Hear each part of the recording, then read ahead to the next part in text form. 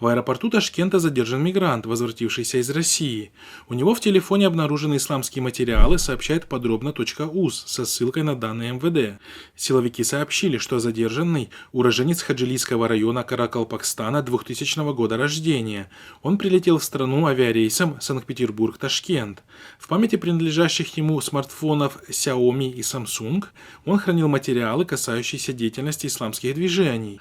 По данному факту в отношении мужчины возбуждено уголовное дело по части 1 статьи 244.1 «Изготовление, хранение, распространение или демонстрация материалов, содержащих угрозу общественной безопасности и общественному порядку» Уголовного кодекса.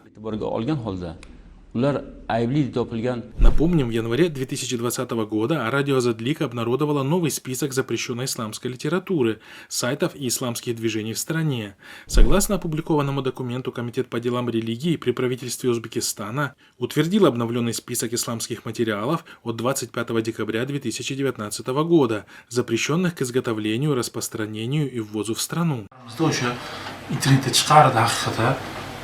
Правозащитники отмечают, что практика проверки спецслужбами телефонов граждан на наличие в них исламских материалов получила распространение еще во времена правления Ислама Каримова. После прихода к власти Шавката Мирзиёева многие ожидали позитивных изменений в политике режима, однако практика преследования граждан за религиозную активность сохранилась.